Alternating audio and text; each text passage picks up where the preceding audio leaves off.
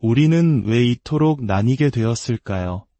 한때는 같은 꿈을 꾸고 같은 역사를 공유했던 우리가 어째서 지금은 서로를 향해 날선말을 겨누게 되었을까요?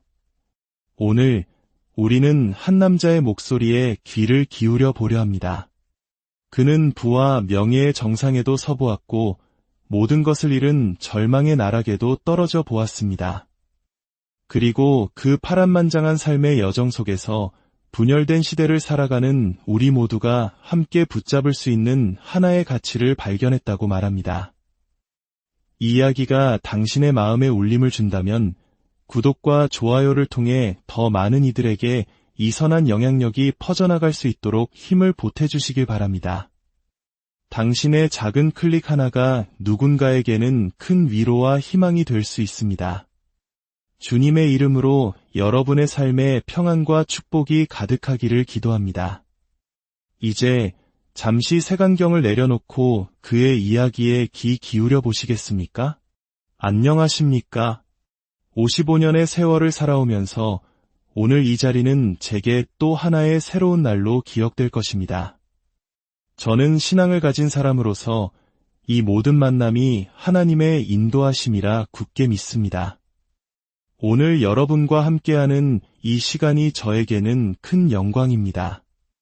어떤 이야기를 시작해야 할까 많은 고민을 했습니다. 이 영상을 보시는 분들 중에는 신앙을 가진 분도 그렇지 않은 분도 계실 겁니다. 정치적으로 보수적인 분도 진보적인 분도 계시겠지요. 저는 오랫동안 고민해왔습니다.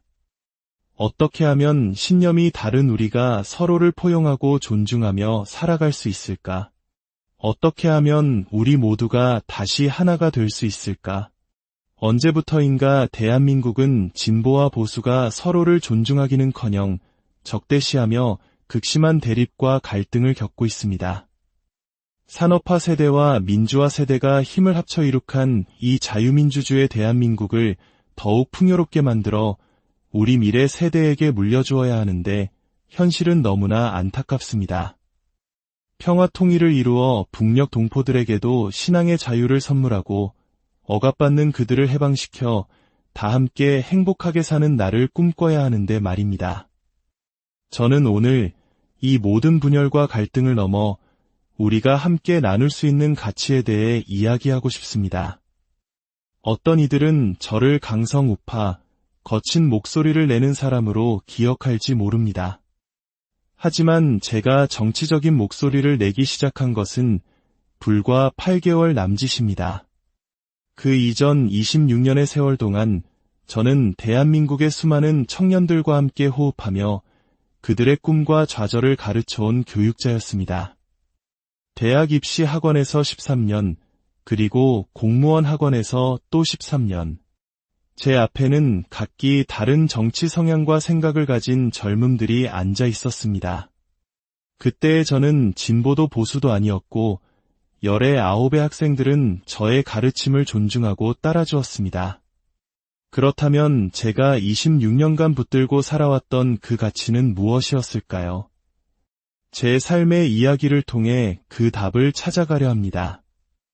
저는 경상북도의 가난한 농부의 아들로 태어나 20년을 살았습니다. 이후 대구에서 대학 생활을 시작해 또 20년을 보냈습니다. 그곳에서 학원 강사로 큰 성공을 거두었습니다. 한 해에 3만 명의 학생들이 제 수업을 듣기 위해 줄을 섰고 저는 이른바 일타 강사가 되어 많은 돈을 벌었습니다. 그 성공에 취해 사업에 손을 댔습니다. 직원 100명이 넘는 대형 학원을 인수하고 전국적인 베스트셀러를 내는 출판사도 운영했습니다. 모든 것이 영원할 것 같았지만 정부의 교육정책이 바뀌고 입시, 환경이 급변하면서 저는 한순간에 모든 것을 잃었습니다. 제가 이룬 모든 재산은 물론 집과 차까지 채권자들에게 넘어가고 제 손에 남은 것은 25억 원이라는 막대한 빚뿐이었습니다. 개인에게 25억이라는 빚은 눈앞을 캄캄하게 만드는 절망 그 자체였습니다. 저는 신용불량자가 되었고 월세방을 전전하는 밑바닥 생활을 10년 가까이 해야 했습니다. 도저히 대구에서는 재기할 수 없다고 판단한 저는 모든 것을 뒤로하고 홀로 서울로 향했습니다. 아는 사람 하나 없는 낯선 도시에서 여관방과 고시텔을 전전하며 공무원 수험생들을 가르치기 시작했습니다. 그 10년의 밑바닥 생활은 참으로 고통스러웠습니다. 하지만 남들은 기적이라 부르는, 저는 하나님의 은혜라 고백하는 놀라운 일이 일어났습니다. 저는 다시 일어섰고 25억의 빚을 모두 갚았습니다. 그리고 집 한 채를 마련하고 연봉 60억을 버는 스타 강사로 재기했습니다. 이 믿기지 않는 인생 역전 이야기는 많은 사람들의 관심을 끌었고 저는 여러 방송에 출연하며 유명 인사가 되었습니다. 하지만 제 삶은 또 한 번의 예상치 못한 전환점을 맞이합니다. 바로 교회의 강단에 서서 제 삶을 간증하기 시작한 것입니다. 빚더미 속에서 저를 건져주신 하나님의 은혜를 있는 그대로 전했습니다. 제 삶의 원칙은 꿈에서라도 거짓말하지 말자였기에 모든 것을 솔직하게 고백했습니다. 그러던 어느 날 저는 대한민국이 무너지고 있다는 위기감을 느꼈습니다. 그리고 침묵할 수 없었습니다. 오랫동안 가르쳐온 역사 속에서 저는 지금 대한민국이 겪고 있는 이 혼란의 실체를 보았습니다. 제가 받은 사랑과 성공은 모두 이 땅의 청년들에게 빚진 것이라 생각했습니다. 그들이 살아갈 대한민국이 잘못된 길로 가는 것을 알면서도 모른 척할 수는 없었습니다. 그것이 제가 세상의 비난을 감수하고 아스팔트로 나선 이유입니다. 그렇다면 제가 밑바닥에 떨어졌을 때 저를 다시 일으켜 세운 힘은 무엇이었을까요? 저는 절망 속에서 3가지 원칙을 세웠습니다. 첫째, 스스로를 타락시키지 말라. 둘째, 가정을 지켜라. 셋째, 신앙의 절개를 지켜라. 오늘 저는 첫 번째 원칙에 대해 깊이 이야기하고 싶습니다. 스스로를 타락시키지 말라. 많은 사람들이 실패하면 환경 탓, 남 탓을 하며 자신의 운명을 저주합니다. 술과 담배, 혹은 더 나쁜 것들에 의지하며 몸과 정신을 망가뜨립니다. 하지만 저는 굳건히 버텼습니다. 건강한 몸과 정신이 있어야 다시 도전할 수 있기 때문입니다. 그 중심에는 제가 30살에 정한 인생 10계명이 있었습니다. 독립운동가 도산 안창호 선생께서 매일 아침 조국의 산천을 생각하며 오늘 하루 민족을 위해 무엇을 할 것인가를 물었다는 이야기에서 큰 영감을 얻었습니다. 저 또한 제 인생에 흔들리지 않는 기준, 평생을 일관되게 살아갈 수 있는 나침반을 만들고 싶었습니다. 그리고 그 모든 답은 성경 말씀 안에 있었습니다. 25년이 지난 지금도 수정할 필요가 없을 만큼 완벽한 제 삶의 기둥이 된 10가지 가치를 여러분과 나누고 싶습니다. 그리고 이 가치가 과연 보수적인지 진보적인지 여러분 스스로 판단해 보시길 바랍니다. 첫째, 복 있는 사람은 악인들의 꾀를 따르지 아니하며 죄인들의 길에 서지 아니하며 오만한 자들의 자리에 앉지 아니하고 오직 여호와의 율법을 즐거워하여 그의 율법을 주야로 묵상하는도다. 둘째, 지혜로운 자는 시간을 아끼느니라. 게으른 자의 길은 가시 울타리 같으나 정직한 자의 길은 대로니라. 셋째, 무릇 더러운 말은 너희 입 밖에도 내지 말고 오직 덕을 세우는 데 소용되는 대로 선한 말을 하여 듣는 자들에게 은혜를 끼치게 하라. 넷째, 분을 쉽게 내는 자는 다툼을 일으켜도 노하기를 더디하는 자는 시비를 그치게 하느니라. 이 4번째 계명은 혈기왕성했던 젊은 날의 저를 다스리기 위한 다짐이었습니다.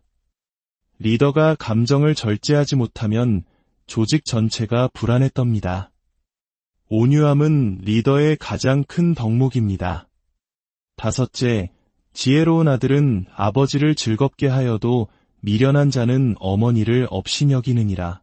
철없던 시절 가난하고 배우지 못한 부모님을 부끄러워했던 제 자신에 대한 통렬한 반성이 담겨 있습니다. 저를 낳아주시고 길러주신 부모님보다 더 위대한 존재는 세상에 없습니다. 이것은 이념을 떠난 인륜의 기본입니다.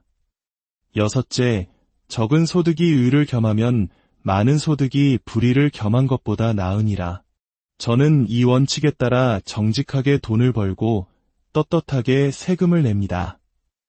작년 한 해 60억을 벌어 27억 5천만 원을 세금으로 납부했습니다. 일곱째, 너는 마음을 다하여 여호와를 신뢰하고 내 명철을 의지하지 말라. 언제나 겸손하게 하나님의 지혜를 구하며 교만을 경계하기 위함입니다. 여덟째, 항상 기뻐하라. 쉬지 말고 기도하라. 범사에 감사하라. 행복은 없는 것을 불평하는 데서 오는 것이 아니라 가진 것에 감사하는 마음에서 시작됩니다. 아홉째, 사랑으로 가르치라. 사랑이 없으면 소리나는 꽹과리에 불과하라. 26년간 교육자로서 제자들을 대한 저의 유일한 기준이었습니다. 그리고 이것은 제가 시국 선언을 하게 된 직접적인 이유이기도 합니다. 제자들 덕분에 재기한 제가 그들이 살아갈 대한민국이 무너지는 것을 보고만 있을 수 없었습니다. 그것은 사랑에 대한 배신이었습니다. 10번째, 대장부는 소인배와 논하거나 싸우지 않는다. 오늘 하루 다른 사람을 위해서 무엇을 할 것인가? 대장부란 스스로의 존귀함을 아는 사람입니다. 인류 역사상 단 하나뿐인 고귀한 존재인 나를 깨달을 때 우리는 진정한 자존감을 갖게 됩니다. 나 자신을 사랑해야 남도 사랑할 수 있습니다. 그리고 매일 아침 타인을 위해 무엇을 할지 물을 때 그 선한 영향력은 결국 복이 되어 자신에게 돌아옴을 저는 지난 삶으로 증명했습니다. 여러분, 제가 말씀드린 이 10가지 가치가 좌파의 것입니까? 우파의 것입니까? 진보의 것입니까? 보수의 것입니까? 이것은 이념을 초월한 진리입니다. 성경에 기록된 우리 모두가 추구해야 할 삶의 모습이기 때문입니다. 성경 속에는 인간이 염원하는 성공, 행복, 그리고 구원에 대한 모든 메시지가 담겨 있습니다. 내가 누구이며 어떻게 살아야 하고 어디로 가야 하는지에 대한 완전한 해답이 들어 있습니다. 저는 제가 믿는 보수주의 가치 또한 이와 같다고 생각합니다. 혹자는 보수주의를 낡은 것을 고집하는 수구와 혼동합니다. 하지만 진정한 보수주의는 인류가 수천 년간 검증해온 보편적 가치를 지키는 것입니다. 자유민주주의, 자유시장 경제, 그리고 가정, 신앙, 생명이라는 소중한 가치를 지키는 것입니다. 이 가치들이 진보와 보수를 떠나 우리 모두에게 소중한 것이 아니겠습니까? 대한민국은 지금 두 조각으로 나뉘어 있습니다. 남과 북으로, 그리고 남한 안에서는 또다시 진보와 보수로 나뉘어 극심한 갈등을 겪고 있습니다. 저는 이 모든 분열의 원인이 왜곡된 언론과 거짓 선동에 있다고 생각합니다. 거짓말도 반복하면 진실처럼 믿게 되는 현실 속에서 우리는 무엇이 옳고 그른지 판단할 기준을 잃어가고 있습니다. 저는 제안하고 싶습니다. 개인의 호불호를 떠나 이 보편적 진리의 가치 위에서 다시 하나가 됩시다. 서로 토론하고 무엇이 옳은 길인지 함께 고민해 봅시다.